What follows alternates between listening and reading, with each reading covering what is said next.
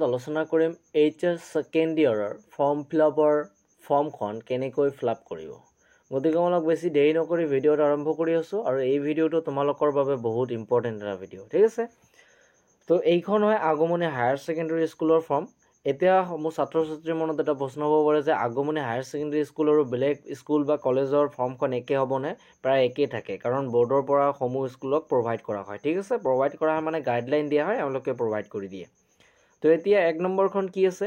1 নম্বৰতে কি আছে ইমান কথা মই তোমালোকক আজি নকম, মই কেৱল মাত্ৰ ভিডিঅ'ৰ টপিকটো লৈ আলোচনা কৰোঁ, ঠিক আছে। তো ফাৰ্ষ্ট নম্বৰ কি কৈছে?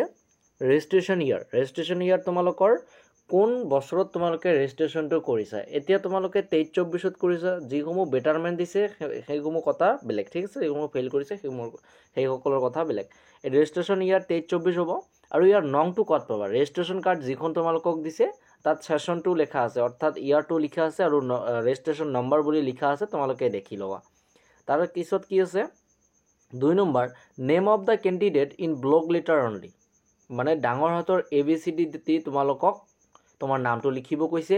3 নম্বৰত তোমালোকক কৈছে যে ছোৱালী মেল নে ফিমেল, ছোৱালী নে ল'ৰা, ঠিক আছে। 4 নম্বৰত কৈছে কাষ্ট অৰ্থাৎ জেনাৰেল, OBC, ST যিসমূহ যিটো আছে, যাৰ জেনাৰেল আছে G দিলে হৈ গ'ল, OBC O দিলে হৈ গ'ল। তাৰপিছত মিডিয়াম, কোনটো মিডিয়ামত হয়, যাৰ ইংৰাজী তাৰ ইংলিছ, যাৰ এছামিজ A আৰু যাৰ বাঙালী তাৰ B। তাৰপিছত ৰিলেশ্যন, অৰ্থাৎ তুমি হিন্দু নে মুছলিম নে খ্ৰীষ্টান নে আদাৰ্ছ, ঠিক আছে।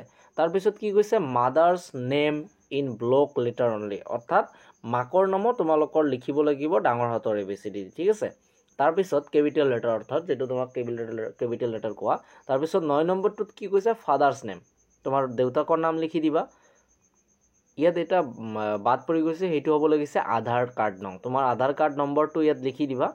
তাৰপিছত 10 নম্বৰটো কি কৈছে? কণ্টেক্ট নং, এইটো মষ্ট ইম্পৰ্টেণ্ট, তোমালোকে দি ৰাখিবা, ঠিক আছে। তাৰপিছত 11 নম্বৰটো কি কৈছে? ৱেদাৰ ফিজিকেল চেঞ্জ, অৰ্থাৎ তোমাৰ শাৰীৰিক কোনো অসুবিধা আছেনে। মানে কি তোমালোকে যদি কোনোবা হেণ্ডিকেপ হয় তেন্তে ইয়েছ দিবা, বা হাড় ভাঙা আছে বা হাত ভাঙা আছে বা ঠেং ভাঙা আছে, কিবা এটা যদি অসুবিধা থাকে শৰীৰৰ, সেইটো দিলে হৈ গ'ল। তাৰপিছত 12 নম্বৰ কি?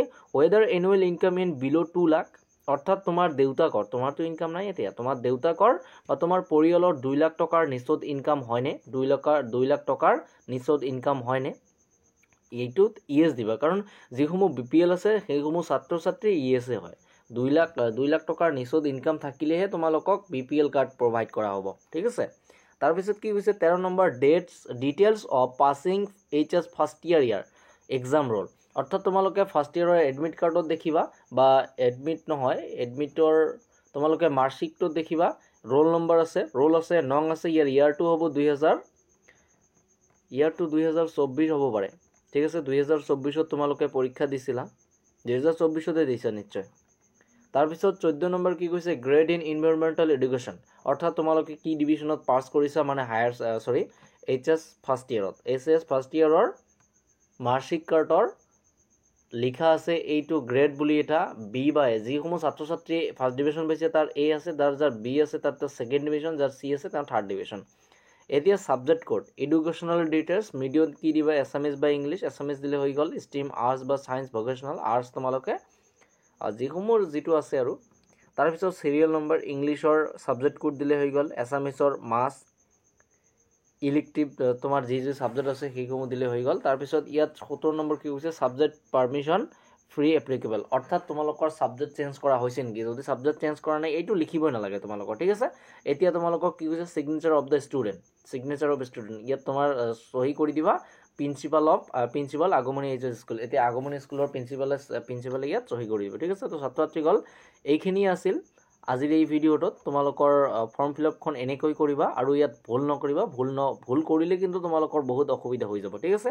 তো ছাত্ৰ ছাত্ৰীসকল তোমালোকৰ পঢ়া শুনাৰ খবৰ কেনেকুৱা? পঢ়া শুনা নিশ্চয় ভালকৈ চলি আছে আৰু ভালকৈ চলি থকাটো দৰকাৰ, ঠিক আছে। তো আজিৰ ভিডিঅ'টো মই ইয়াতে সমাপ্ত কৰিলোঁ, ধন্যবাদ।